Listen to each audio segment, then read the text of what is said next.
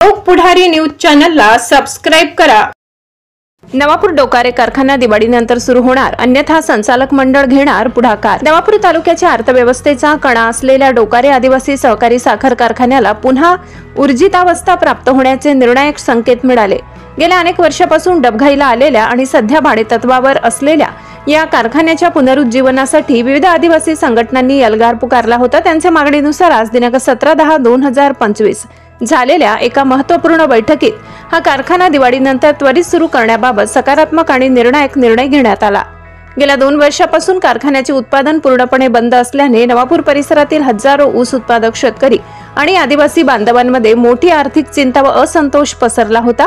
या पार्श्वभूमीवर आदिवासी संघटनांनी वारंवार पत्रव्यवहार करून द्वारकाधीश साखर कारखान्याला भाडे करारानुसार कारभार पाहणाऱ्या आणि आदिवासी सहकारी साखर कारखान्याचे चेअरमन भरत गावित यांना तातडीने गळीत हंगाम सुरू करण्याची मागणी केली होती। शेतकरी व आदिवासी बांधवांच्या याच आग्रही मागणीच्या अनुषंगाने दिनांक आज 17/10/2025 रोजी सकाळी 11 वाजता डोकारे आदिवासी सहकारी साखर कारखान्याच्या स्थळी विविध संघटनांच्या शिष्टमंडळाने उच्चस्तरीय बैठक आयोजित केली होती। द्वारकाधीश साखर कारखाना प्रतिनिधी बाळासाहेब करपे, सर्जेराव गांगुर्डे आणि विजय पगारे व आदिवासी सहकारी साखर कारखाना चेअरमन भरत गावित, बकाराम गावित, रमला राणा यांच्यासह मोठ्या संख्येने संचालक मंडळ व विविध संघटनांचे शिष्टमंडळांनी शेतकरी बांधव सुमारे 2 तास चाललेल्या सखोल चर्चेनंतर आदिवासी बांधवांच्या आर्थिक हिताचा विचार करून 2 मोठे आणि ऐतिहासिक निर्णय घेण्यात आले। आदिवासी सहकारी साखर कारखान्याचे चेअरमन भरत गावित यांनी कारखाना सुरू करण्यासाठी तात्काळ ना हरकत प्रमाणपत्र देण्यासाठी मान्यता दिली।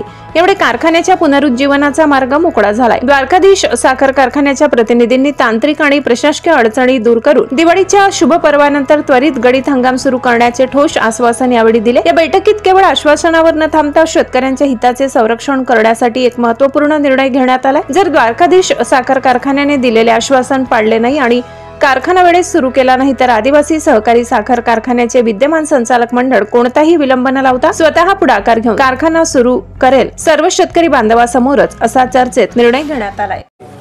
आदिवासी सहकारी साखर कारखान्यावरती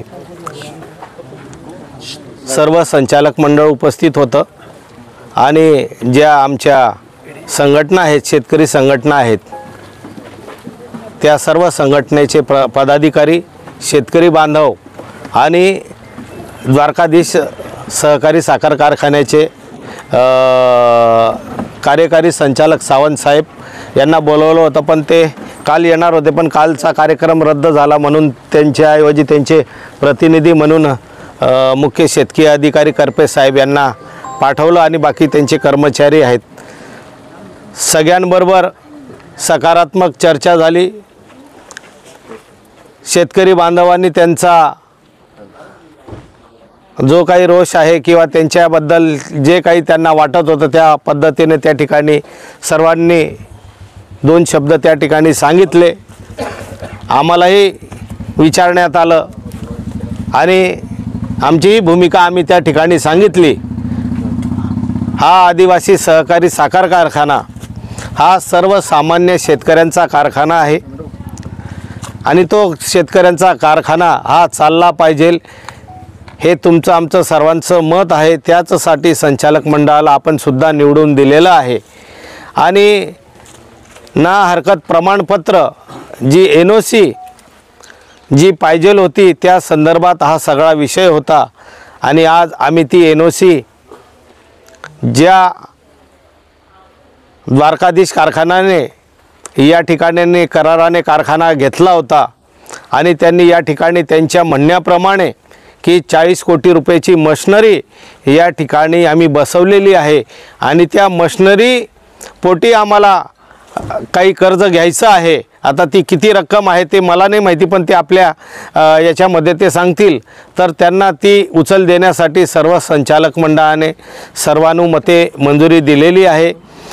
आज संध्याकाळपर्यंत जे संघटनेचे जे पदाधिकारी आहेत त्या पदाधिकाऱ्यांपर्यंत आमचं पत्र हे पोचलं जाईल।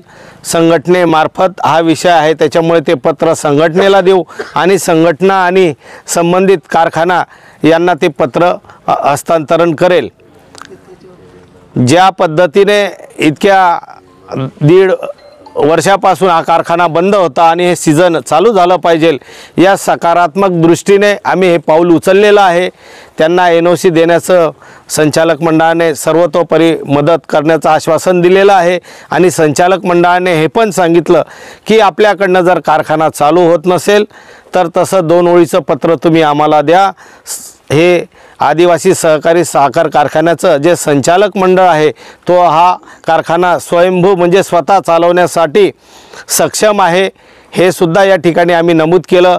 त्यांनी आमच्याकडनं तशी 2 दिवसाची, बरोबर आहे ना साहेब, सोमवारपर्यंत त्यांनी हा कारखाना चालू होईल या दृष्टीने सकारात्मक पाऊल त्यांनी सुद्धा उचललेले आहेत आणि सोमवारपासून या कारखान्याला साफसफाईला आणि पुढच्या रिपेरिंगच्या याला ते सुरुवात करणार आहेत। पण जे आदिवासी कारखान्याचे जे सर्व संचालक मंडळ आहे त्यांच्या वतीने या सकारात्मक गोष्टीसाठी दोघी गोष्टींसाठी तयारी आहे। ते चालवत असतील त्यांना NOC द्यायला तयार आहेत, ते जर नसतील चालवू शकत तर आदिवासी कारखाना चालवण्यासाठी संचालक मंडळ हे तयार आहे। त्याच्यामुळे आपण इथे आलेले सर्व शेतकरी बांधवांचं मी मनापासून आभार व्यक्त करतो की आपल्यामुळे हा कारखाना पुन्हा चालू होत आहे, त्याबद्दल तुमचे सर्व शेतकरी बांधवांचे मनापासून आभार व्यक्त करतो। आणि हा कारखाना तुमचा आमचा आहे। बाकी ठिकाणी आपण राजकारण करू शकतो पण कारखान्यावर मेहरबानी करून कोणी राजकारण करू नये, कारण हा सर्वसामान्य शेतकऱ्यांचा कारखाना आहे आणि तो चालू झाला पाहिजे एवढंच या निमित्ताने सांगतो। धन्यवाद। जय सहकार, जय आदिवासी। ज्या संस्था आहेत किंवा जे मंडळ आहेत यांचे पदाधिकाऱ्यांनी द्वारकाधीश साखर कारखान्यास्थळी भेट घेतली आणि सगळ्या शेतकरी बांधवांचं म्हणणं तिथं द्वारकाधीश साखर कारखान्यावर 2 तास चर्चा होऊन सगळा ओप झाला।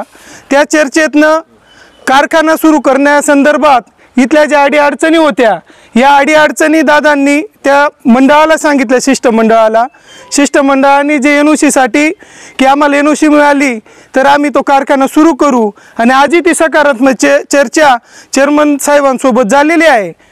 जे NOC बाबत जी सकारात्मक चर्चा होणार होती ते NOC बाबत झालेली आहे आणि जे मंडळ तिथं आलेलं होतं त्या मंडळासोबत दादांनी सांगितलं की NOC चा आता ज्या गोष्टीला उशीर झाला या तर झालाच, पण 100% शेवटी काय असे ना आम्ही प्रयत्न करू असं ते ज्या याच्यासोबत NOC बद्दल चर्चा झाल्यानंतर दादांनी जे इथलं जे मंडळ आलेलं होतं या मंडळासोबत बी सकारात्मक चर्चा केलेली आहे। दादा कालच्या मीटिंगला उपस्थित राहणार होते पण काही कारणामुळे आज दादा इथं हजर नाहीत, पण इथलं सचिन दादा इथं हजर नाहीत, पण हे जे मंडळ गेलं होतं या मंडळासोबत सकारात्मक चर्चा चालू झाली आहे आणि आज जे NOCचं हे होतं ते विषयावर आज चर्चा झालेली आहे। या विषयासाठी आपण फक्त 2 दिवस का मागतोय की NOC इथली भेटलेली NOC तिथं दाखवायची आणि ते दाखवून ते कर्जाचा विषय तो विषय मार्गी लावायचा आहे। त्याच्यामुळे द्वारकाधीश साखर कारखाना हा कारखाना सुरू करण्यासाठीच एवढा मोठा खर्च केला आणि सुरू करणारच आहे आजच्या सभेनिमित्त। आणि आम्हाला जी तिकडनं सूचना प्राप्त झाली ते सूचना मी तुम्हाला सांगतो। आणि जे मंडळ आलेलं होतं त्या मंडळाला तुम्ही इथलेच मंडळ होतं त्या मंडळालाही विचारू शकता की दादांची हीच भूमिका आहे। वाडे दादा होते, रमेश दादा होते आणि 15 ते 20 शेतकरी इथं होते। तर सगळ्या शेतकऱ्यांना हीच विनंती आणि सगळा ऊस गाळप नक्की दोघंजण सगळे प्रयत्न करून नवापूर तालुक्यातला सगळा ऊस गाळप होईल, फक्त कमी भावात कोणी ऊस दुसरीकडे देऊ नये याच आजच्या मीटिंगच्या माध्यमातून सगळ्यांना विनंती। यातील बरेचसे शेतकरी अनेक संघटना आम्ही 2 महिन्यापासून वेगवेगळ्या संघटना तहसील कार्यालयावर निवेदनं दिली। कम्युनिस्ट पक्ष आहे, सबरीमाता संघटन आहे, प्रजाराज आदिवासी संघटन आहे आणि ह्या संघटनांनी मिळून वेळोवेळी आपल्या तहसील कार्यालयावर निवेदन दिलं आणि आम्ही प्रत्यक्षरित्या भरत भाऊंना भेटलो। भरत भाऊंनी सांगितलं की कारखाना चालू झाला पाहिजे, आम्ही त्यांच्याशी चर्चा केली। त्याच्यानंतर शिरीषदादांना भेटलो, शिरीषदादा म्हणे कारखाना चालू झाला पाहिजे की आदिवासी लोकांचे या शेतकऱ्यांचे कोणी गैरफायदा घेणार नाही, आर्थिक नुकसान होणार नाही या हिशोबाने कारखाना चालू झाला पाहिजे। मग आम्ही शेवटी गेलो द्वारकाधीश कारखान्याला। तिथं गेल्यानंतर आपले जे तिथले कारखान्याचे जे मालक आहेत सचिनदादा सावंत त्यांच्याशी चर्चा केली, जवळजवळ आम्ही 2 तास चर्चा केली. साहेबांना सांगितलं, साहेब म्हटलं ते आदिवासी साखर कारखाना आहे, तुम्ही चालू करा, कारण मागच्या वर्षापासून कारखाना बंद आहे. तर वेगवेगळे कारखान्याचे जी लोक येत आहेत ते आमच्या आदिवासी लोकांची ऊस तोडून नेत आहेत आणि त्या लोकांना पुरेसा पैसा देत नाही. आतापर्यंत बऱ्याचशा लोकांचा बिल झालेला नाही, म्हणून आपला कारखाना चालू झाला पाहिजे, जेणेकरून तिथले शेतकरी गरीब आहेत त्यांचं आर्थिक नुकसान व्हायला नको. या हिशोबाने आम्ही तुमच्याकडे कारखाना चालू झाला पाहिजे या अपेक्षेने आलो आहे. सचिन दादांनी आम्हाला सांगितलं होतं की संचालक मंडळाने जर आमच्या मशिनरीवर जरी 10 कोटीचं जर आम्ही लोन घेतोय आणि त्यासाठी आम्हाला NOC दिली संचालक मंडळाने, तर आम्ही कारखाना नक्की चालू करू. आता त्या गोष्टीसाठी आम्ही 2 महिनेभर फिरलो. भाऊसाहेबांशी 5 वेळा चर्चा केली, आमदार साहेबांशी 2 वेळा चर्चा केली, सावंत साहेबांशी 1 वेळा चर्चा करून सगळीकडे फिरून आज आम्ही इथं कारखान्यावर मीटिंग घेतली. अनेक संघटनेचे पदाधिकारी आणि कारखान्याचे चेअरमन भरतभाऊ साहेब तसेच करपे साहेब यांनी सगळ्यांनी मिळून ह्या आजच्या मीटिंगला प्रतिसाद दिला आणि सगळ्या शेतकऱ्यांसमोर सांगितलं त्यांनी की येणाऱ्या काळात हा कारखाना चालू होणार आहे. 2 दिवस आम्हाला चान्स द्या, आम्ही 2 दिवस त्यांना देतोय. 2 दिवसानंतर ते संचालक मंडळाला कळवतील आणि त्याच्यानंतर हा कारखाना चालू होईल अशी अपेक्षा धरतो. आणि येणाऱ्या काळामध्ये जर कारखाना साफसफाईला चालू झाला तर पूर्ण तालुक्यातील शेतकऱ्यांना आपण निवेदन देऊन त्यांना एका ठिकाणी बोलवू आणि असंच आता साहेबांनी सांगितलं तसं की ऊस कुठेही तोडून तुम्ही देऊ नका, कोणालाही देऊ नका. आपल्या कारखान्यांनी जिम्मेदारी घेतलेली आहे, एक टिपरबी राहू देणार नाही असं सावंत साहेबांनी सुद्धा सांगितलं आहे आणि भाऊसाहेबांनी सुद्धा सांगितलेलं आहे. म्हणून कोणीही शेतकरी कुठेही ऊस द्यायला गडबड करू नका, एवढंच बोलतो मी.